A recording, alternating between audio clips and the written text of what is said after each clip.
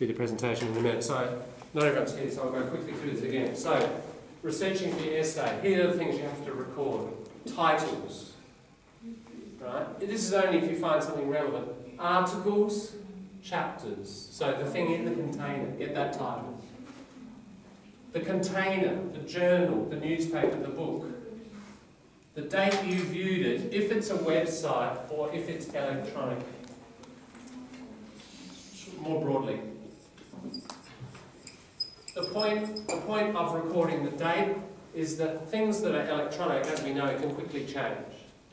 So if you say, Kevin Rudd said that on that website and I saw it on that date, someone's changed it, like your lecturer goes there and it's gone, well, at least you can say, look, on that date it was there. And sometimes you can get into web histories and see that it was there.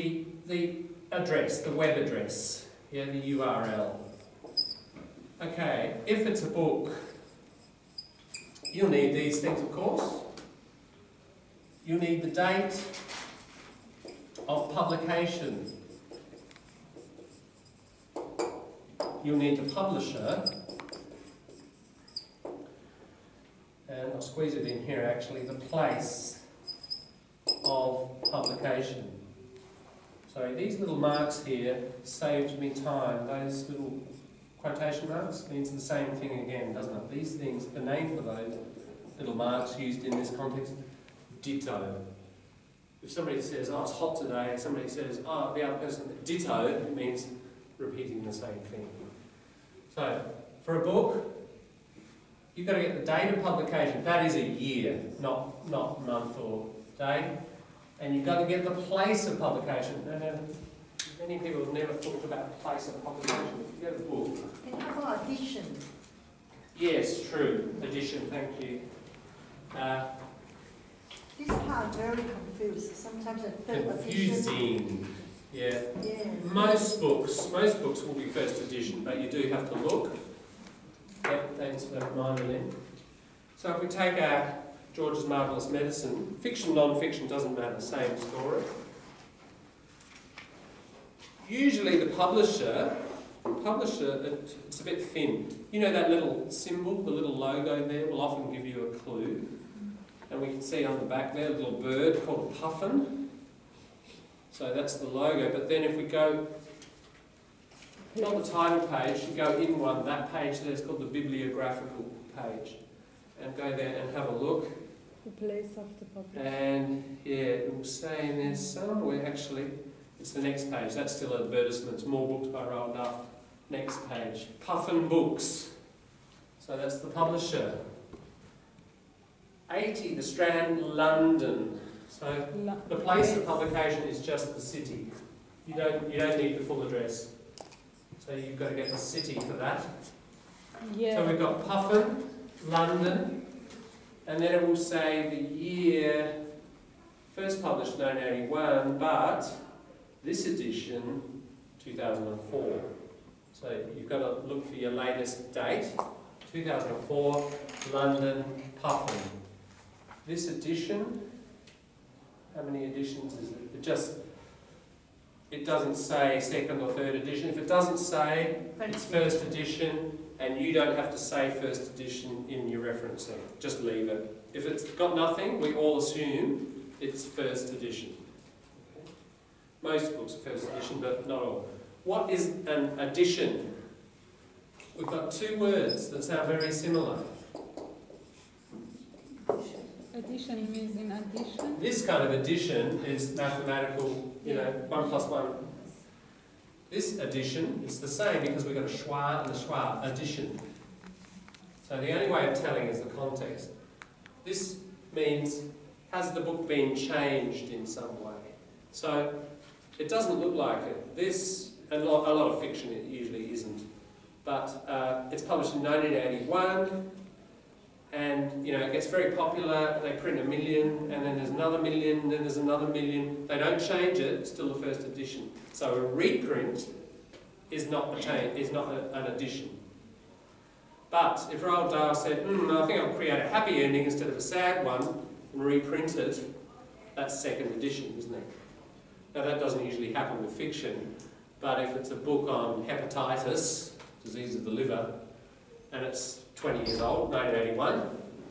Lots has changed, and so the writer, if they want to keep producing this book, they put in all the new research printed. That's a new edition.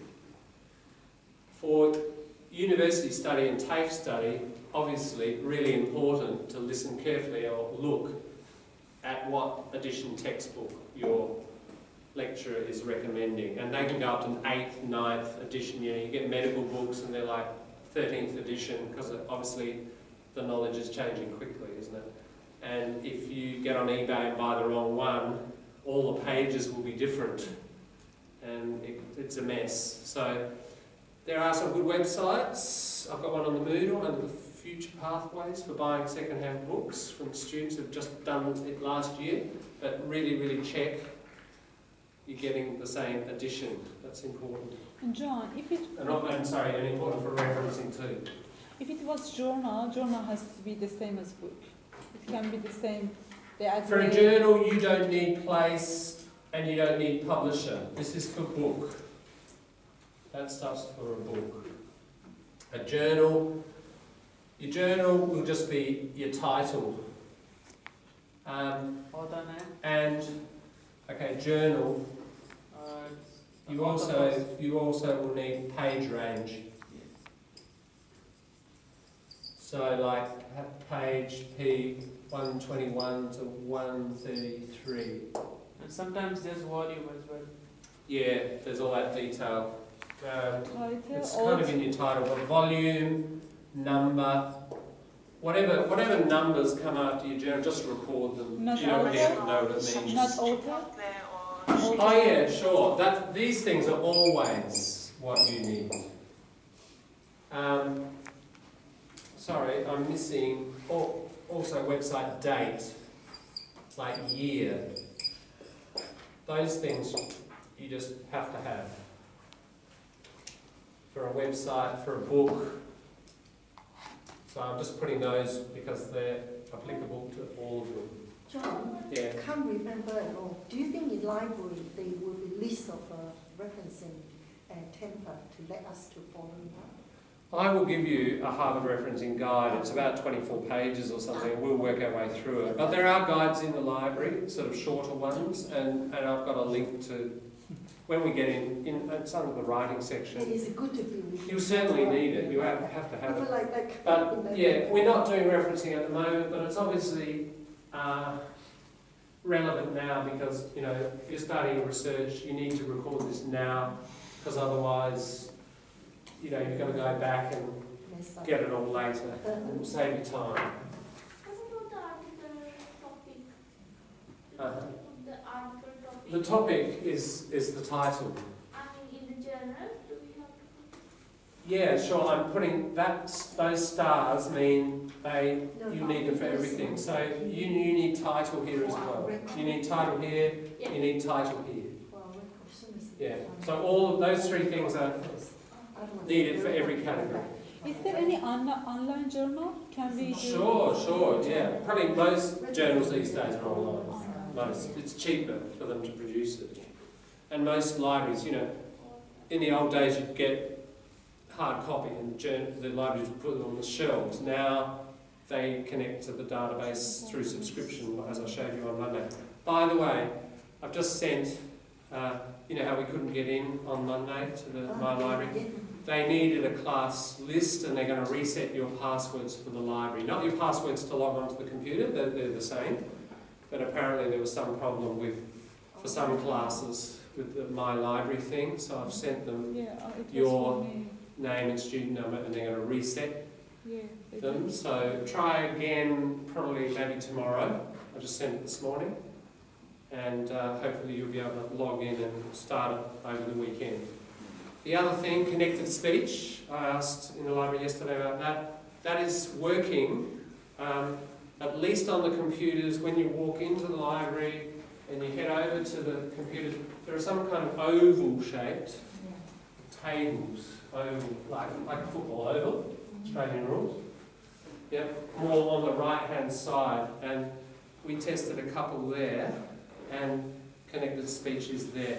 You may have to go into all programs and just write connected speech, search for it, or get up the list. It may not be sitting obviously on the desktop the first time.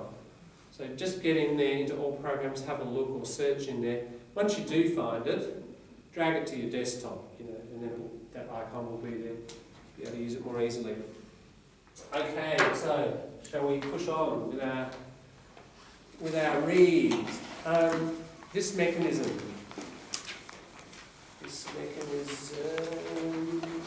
Sadia, can you roll on, please?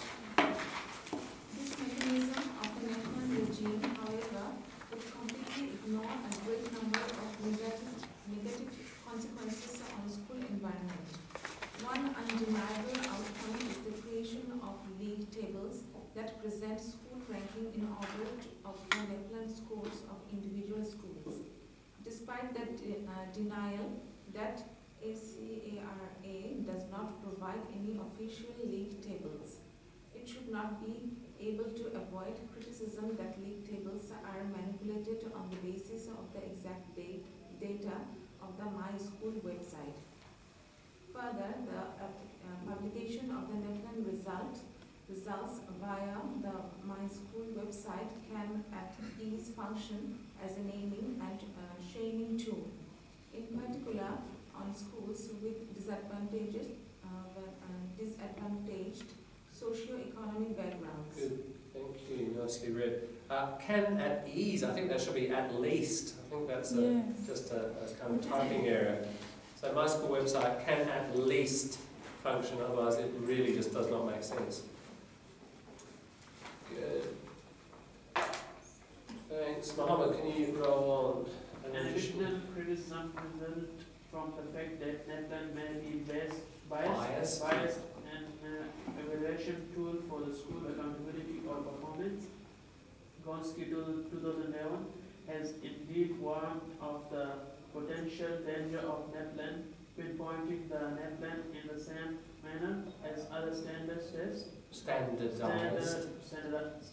tests. It is most likely to focus on superficial learning outcomes that are testable, measurable, reportable, rather than wide range of rich schooling outcomes for profound education goals. Good, thank you. Hitami. Some educators seem strongly confident that school accountability can definitely be enhanced with data, open competition, and school choice. However, which can be a double-edged sword. Sword, no W. Sword, silent. Double-edged sword. Still can hear that W. Sword. Sword. Sword. Just forget the W altogether. Sword. Sword. Yep. A double-edged sword. Yep. Generating school stigmatization and ignorance of authentic school accountability. Yeah, some nice language here. Double-edged sword, a little idiom. A sword, a weapon, and it's got two edges, a good and a bad. So something with a double-edged sword, it has a positive effect and a negative effect. It doesn't mean the double-edged sword, but it's positive. Yeah. I was just thinking of a sword having 2 points. Yeah, I mean the metaphor is one of a sword with two sides, a good and a bad. Stigmatization, high-level vocabulary here. Stigma is like a mark, a stain. So stigmatization, if somebody does something shameful, it's like they've got a mark and everyone can see it. A mark of shame, stigmatize. And when you stigmatize someone, it's a little bit like, say, Adam Goods. Some people were stigmatizing him and sort of pushing him out and rejecting him, social rejection, stigmatization. What is authentic school? Which bit? Ignorance of Authentic. Authentic means real, true. Authentic. James, could you read that part of that paragraph? Fundamental in education process, tests should be stressed with a great emphasis. Nevertheless, it would seem that the NAPLAN regime does seldom contribute to great outcomes, but triggered unintended triggers unintended, counterproductive, and controversial issues. At the student level, it appears that the NAPLAN regime not only has failed to demonstrate its efficiency for progressive in student achievement, but had a forthcoming influence on the construction of negative self-concept. Good, thanks. Just remember that word contribute. Contribute has the stress as the verb. Contribute. Rena. At the teacher level, the pedagogy of teaching practice under the NAPLAN regime seems to have led students less exposure to diverse learning experience and, in sequence, narrowing the curriculum. At the school level, the NAPLAN and its publication via the My School website have arguably given rise to the creation of league tables and school stigmatization, particularly for low-performing schools with low socio-economic standards. Good, thank you. Just a few, that word regime, he's used it quite a lot. Regime is like a government, but it can also mean more broadly organisation or pattern, like policy. But the pronunciation, regime, not z, not the z. And I've got my phonetic chart with me. I might run out. Regime. So it's next. It's like sh, but it's voiced. Anyone got their phonemic chart on them? Just thank you, James. Good. Just to point out which one it is. So it's this one here at the end, which can be tricky. It's like usually, which some people have trouble with. Regime. So not this, not regime. So if you're having trouble with it, the standard technique, I think, is to go back to the unvoiced, this one.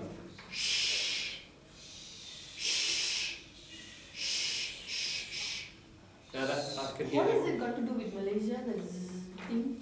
Malaysia. Yeah. Because it's got a in it. The names under each one, like if we take Singapore, this one, South Africa, the name has that sound in it somewhere, as an example, right? Malaysia, hear that? Fricative, so we can hold it for a long time. Now, put your finger there and go, shh, this one. No vibration, right? And I can hear they're all sounding pretty good. So we're more than halfway there. Now we just have to add the voice and you'll get it. So don't change the mouth structure. And feel it there and blow out air for a long time to check. Keep going, keep doing it loudly, I'll check them.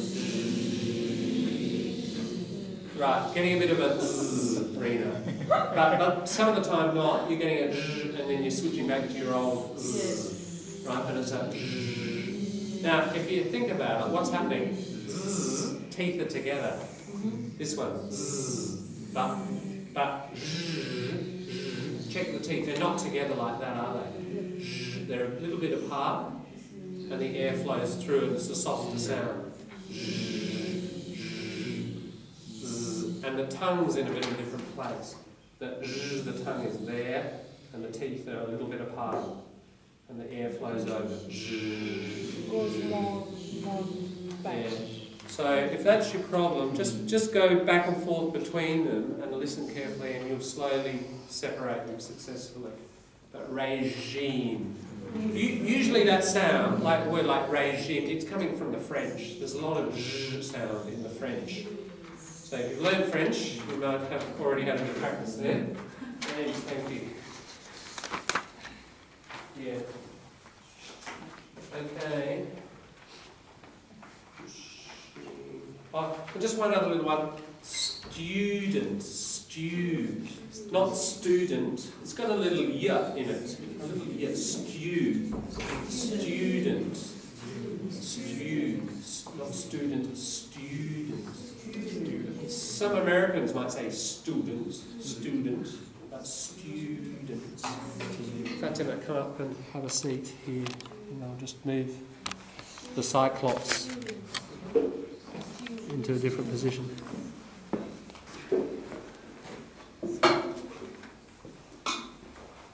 Okay, so we've just got a new name. We did names yesterday, and there's the name. I just invented it. There's the name for our new student this one.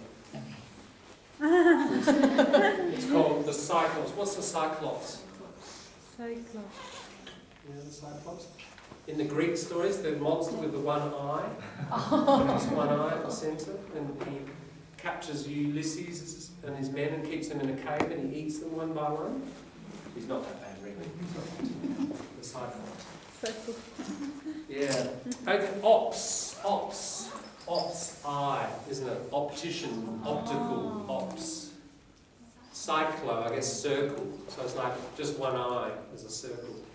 Cyclops. Greek word. Okay. The root is ops.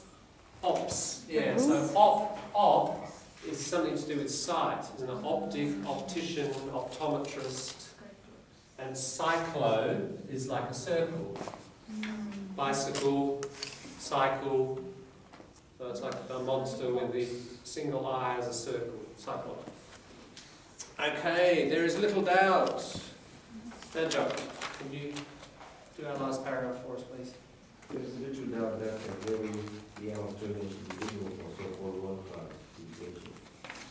But that should be antecedent. Antecedent is questions. What a world-class education is mean? How it can be implemented, and more specifically whether or not it can be achieved through driven schooling. We may start discussing about putting questions to ourselves about last lessons from the UK and the US, where clouds, professional, and sounding, the bond. Yeah.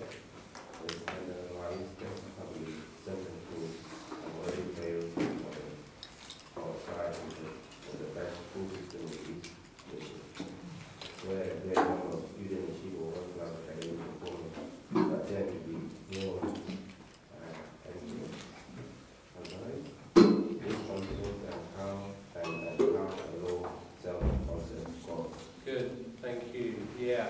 So, last paragraph there. One word, antecedent. Ante, before.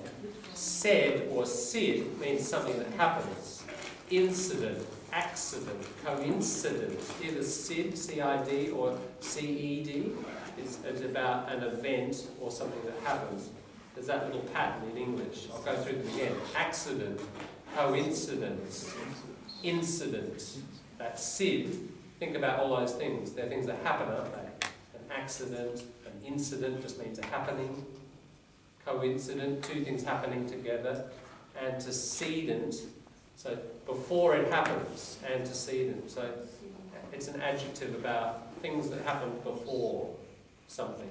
So he's saying before we do this, we should have discussions, antecedent discussions. So again, just an example, if you know said, sid as a root, and you know ante, and then you look at the context of the sentence, you've got three things that can help you guess, instead of just the context. Ante and it means before. Yes. Anti with an I means against, doesn't it? Anti-nuclear, anti-nationalist, and you know. But anti with an E means before. Usually that pattern. Okay, we've got to the end. So if you've just arrived or arrived late, we have just been reading and talking about other things, but we've read the last 2 pages. So we've got to the end of the essay. So I'm not going to go through it, but I'm just going to draw that shape on the board to remind you of the things we're looking at. We're looking at sections, we're looking at sections. Within the sections, we're looking at paragraphs. Within the paragraphs, we're looking at topic sentences. Yeah? So I want people to continue from, where did we finish analysing? We got to the end of section 2, didn't we? We've basically got an A, we've worked out we've got an A, a B and a C section. We got to the end of B, didn't we? We've got to there. So, and remember the little mini conclusions that were there as well? So I want you to look at C. How long is C? Where is the mini? We would expect to find, with prediction, remember the idea of a writer setting up a pattern that we can predict. Comfortable reading where writer tells us, shows us a pattern, and then we can tend to predict the rest. Where is that next mini conclusion? Is there one? Where is it? The conclusion, which, again, look, the introduction was more than one paragraph, wasn't it? It was 1, 2, 3 paragraphs. That could be 1 paragraph, it could be 2, it could be 3. Hand over to you to discuss where does it begin. It's obvious where it ends, but where does it begin? And do you remember our question about are there recommendations in there? Is he using that technique? Is he exploring the implications of the NAT plan, or not having the NAT plan, or not having it? And is he doing one of those, or is he doing none of them, or is he doing both? What elements can you see going on in there? Those are our questions for the next quarter of an hour for discussion. So over to you to perform your surgery on it, and then we'll have a chat together. All right? Over to you to discuss. John.